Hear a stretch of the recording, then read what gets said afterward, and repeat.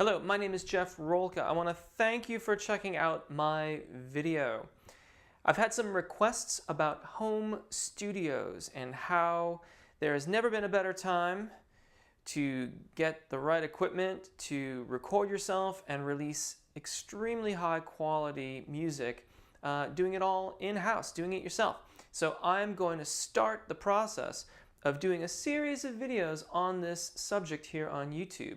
And today we're going to go through the basics, just some really fundamental things to get you going and get you started. I've been asked also by request to state if I have any endorsements or sponsorships or anything like that. And the answer is I have none. The equipment and the things that I'm going to show you and talk about, I have no endorsements of any kind. I have no sponsorships by manufacturers or companies that make musical instruments or software or hardware or whatever. I'm supported entirely by you, by those of you who choose to make donations or join my Patreon page or take lessons or things like that. And that information's in the description.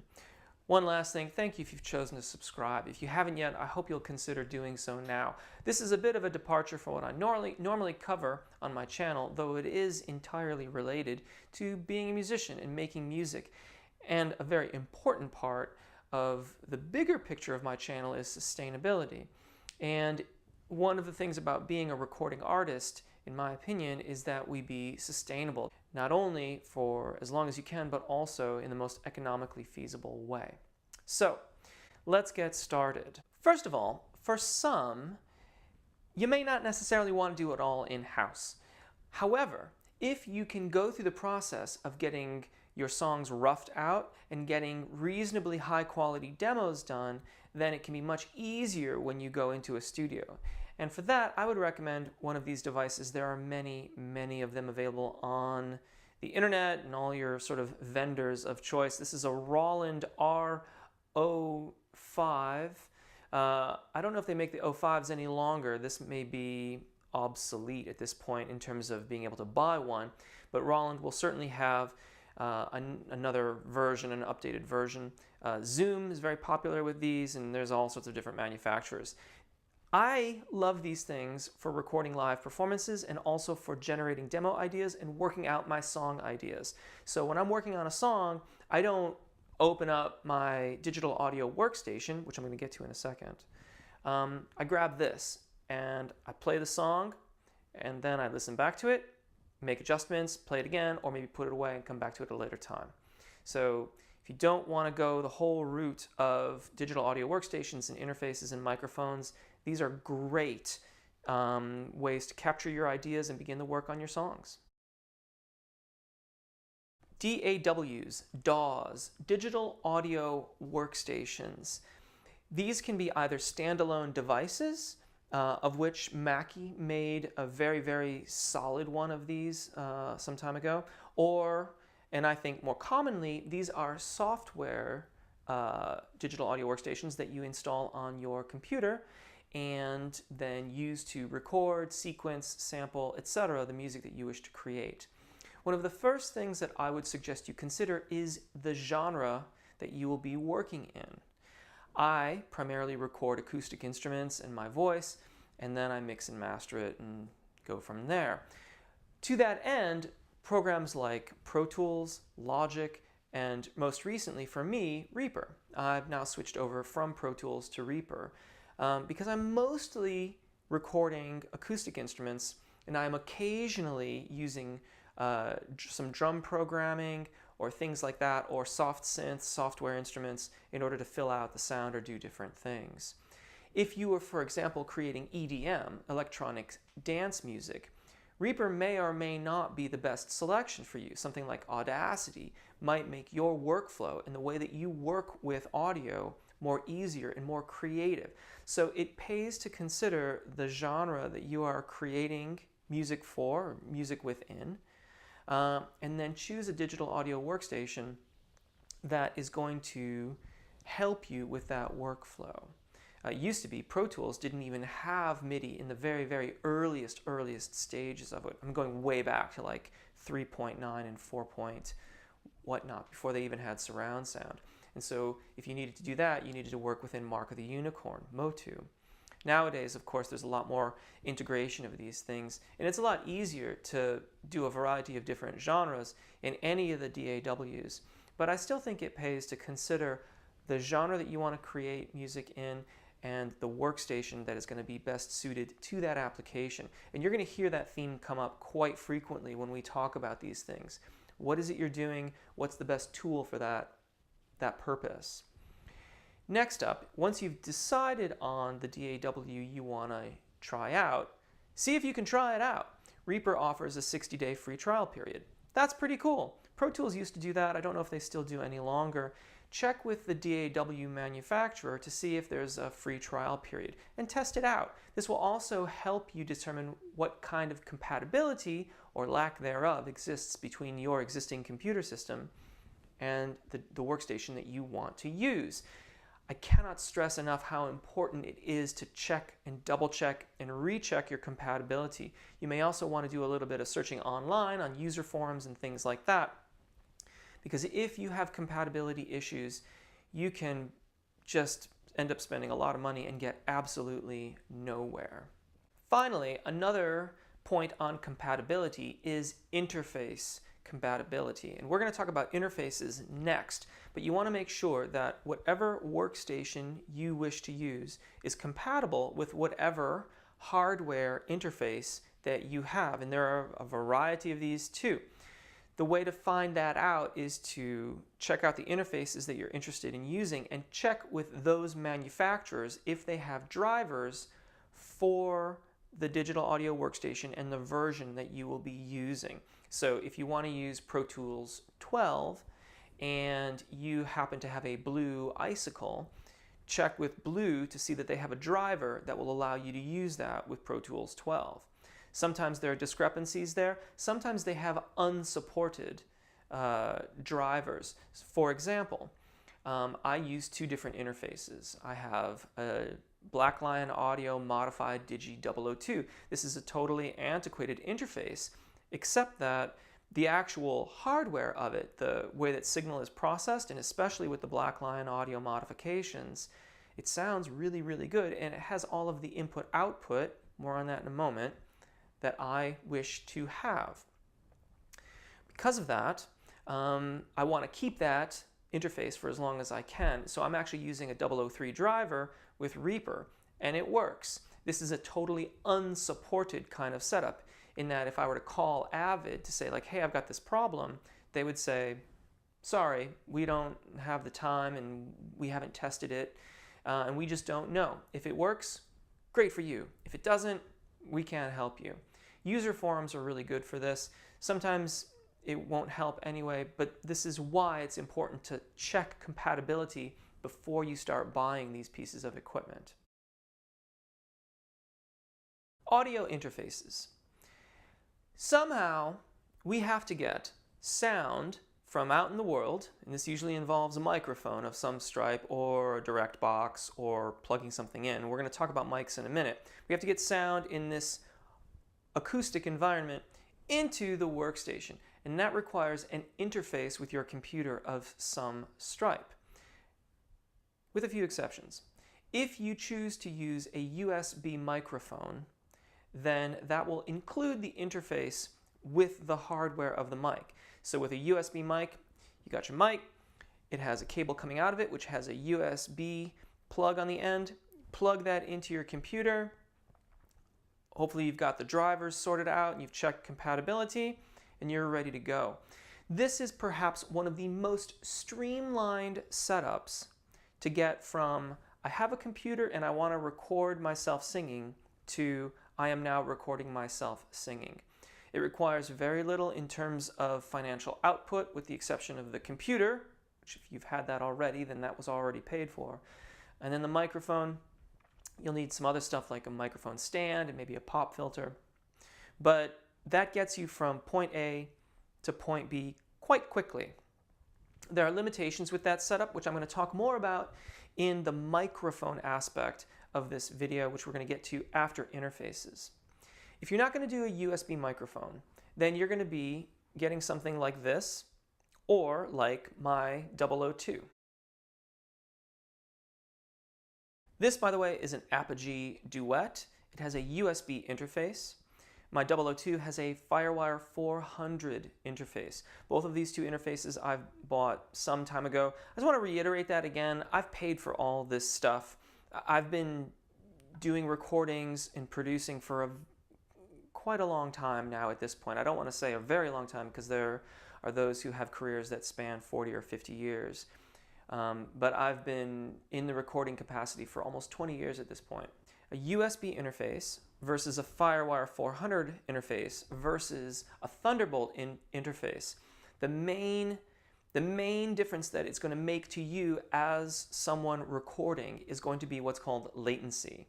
And what that is the time it takes for the sound that you create to go to the microphone, into the interface, and to your computer, and then come back out into your headphones. With a USB style interface, even though the time traveled is measured in milliseconds, and according to Reaper it takes 11 milliseconds of travel time to get back to my headphones once I've said something, you can still perceive an echo. You'll hear the little kind of delay in your headphones while you're recording your voice. Even though the Firewire 400 interface is much older than this USB one, and they don't make Firewire 400 on computers any longer, the latency on that system is only 2.9 milliseconds.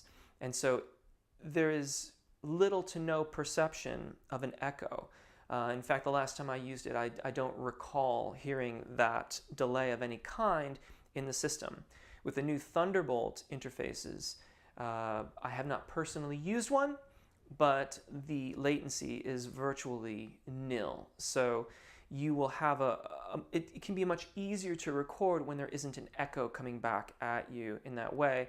The next thing to consider with your interface, and again, compatibility before you buy these things, or if you can try one out, although that can be difficult because oftentimes you have to download drivers and software in order to do that. Compatibility in the form of connectivity. If you don't have a Firewire 400 interface, you can't use my 002 without using a bunch of adapters to get your computer to connect to it. Same thing with USB, although USB is far more common these days than Firewire 400. So check the compatibility in terms of how your interface is going to connect to your computer. I/O, input, output.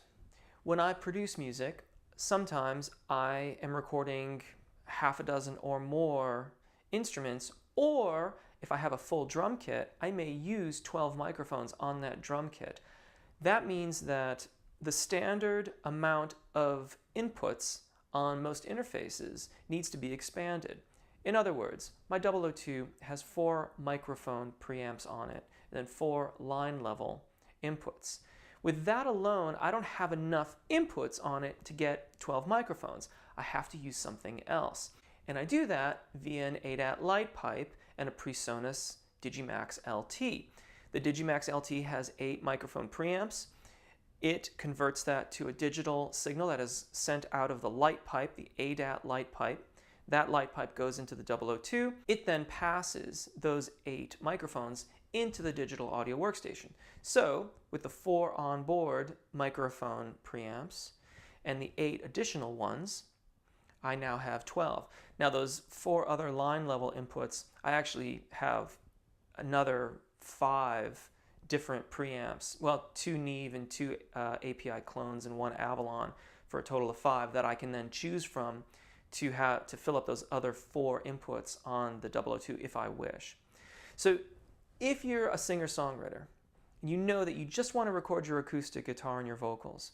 Sometimes you want to do that live. Sometimes you want to have more instruments. Well, if you get an Apogee Duet, you are limited to 2 inputs, meaning 2 microphones or a DI and a mic. And that means that in terms of live recording, all at one time, 2. That's it, 2. Every interface will have its own limitations in terms of how many inputs and outputs it has. And it bears thinking about not only where you are with your music making at the time that you're going to get the interface, but also where you might be going. If you know that you want to have a band at some point, but you still want to do your own recordings, then it may pay to pay a little bit more for your interface to have that additional expandability. That being said, devices like the Apogee Duet, which as for interfaces is a very simple interface to use. It's 2 inputs, 4 outputs, some basic controls, and that's it, tend to be rather good at what they do because they don't have a lot of bells and whistles. Sample rates and bit depths. Nowadays, it's quite common for most interfaces to do up to 190K for a sample rate, and the bit depth will go up to 64 bits. I don't know that we've gone to 128 yet, but I wouldn't imagine it's far down the road. There's a lot of different opinions about sample rates.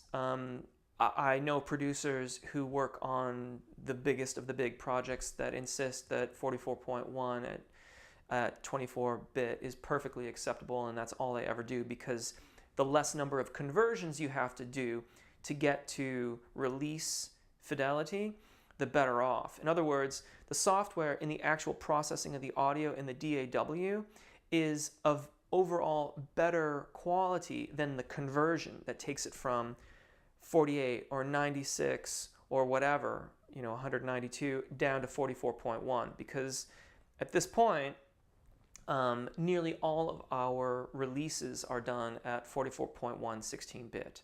So it's all going to get dithered down to that. I will leave that up for you to consider, but what I would point out to you is that every time you double your sample rate, you double the amount of storage you need. So if you're recording at 44.1 and your session takes up 2 gigs of overall hard drive space, if you decided to do that at 96, it would take, it's a little bit more than doubling in that case. So you would end up taking a little bit more than 4 gigs of storage space.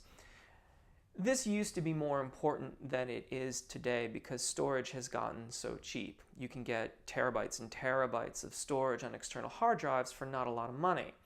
But back in the day, when we were still plugging and unplugging SCSI drives and hoping that the whole system didn't crash, it was really expensive to have that kind of storage. So just know that if you want to record at these incredibly high sample rates, or if you need to for whatever it is you happen to be producing music for, you want to make sure that you have enough storage to not just track, but also securely back up your data so you don't inadvertently lose things or have a crash and lose your project or something to that effect. Know that you're going to have a lot of storage if you record at those high sample rates. This is a KSM32, and this is an SM58. This is a dynamic microphone, meaning it does not require phantom power, and it's simply responding to the sound of your voice or whatever instrument you put in front of it. This is a condenser microphone. It requires phantom power, and it's still just responding to whatever is coming at it, but in general, these are far more sensitive microphones. Yet, this microphone on a source that should really be recorded with this won't sound as good, and vice versa. This was the first microphone or one of the first microphones I purchased when I started getting gear for my studio. I still have it today because it's a good microphone. It is my opinion that more so than software or plugins or things like that, the hardware around recording music, microphones, music stands, things like that, are the places where, in the long run, preamplifiers, I should say too, preamps are a big item with me, are the places to spend a bit of money. Rather than investing in hundreds and hundreds of dollars of plugins, or worse, buying plugins for $20 or $30 a pop, and then not realizing how much money you're spending on these things. This is your primary interface. This is the device that is going to take whatever it is you are recording and send it into the signal chain so that it ends up in your DAW. But microphones are a lot like instruments, and we have to learn how to use them, I feel. Case in point, I happen to also have an AKG 414. For years, I would try it out on things and not like the results and go back to one of my other mics, sometimes even like the KSM32, which is a much less expensive microphone by comparison to the 414. But as I read more about the microphone, as I continued to use it, as I experimented with a variety of polar patterns and different preamps, I learned how to use that microphone. I learned how to play that mic. Now I absolutely love it and I use it rather frequently. But I had to learn how to use that microphone. I think it's also, again, really important to consider your genre when you're talking about microphones. If you are going to be doing a lot of bass and drum music and you really want to do a lot of live tracking of bass plus adding in some samples to that, but you still want to start with that live bass, then it makes sense to consider carefully what kind of DI box and what kind of preamp you're going to use on the bass or your bass amp.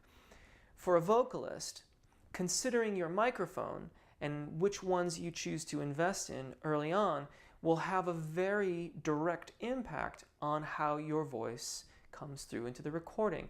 It seems sort of silly to say, but I think it's too frequently overlooked when we see a name on a microphone. This is a Neumann. That must be good. And yeah, generally they are quite good. Neumann microphones generally sound really good. I have several and I usually record my voice with a Neumann. But if I were a metal singer, I might not, because the Neumann mic might not really do so well with those super high SPLs and the dynamic kind of range that I would work within. I might be better suited to a Sennheiser MD421 or maybe even an EV RE20.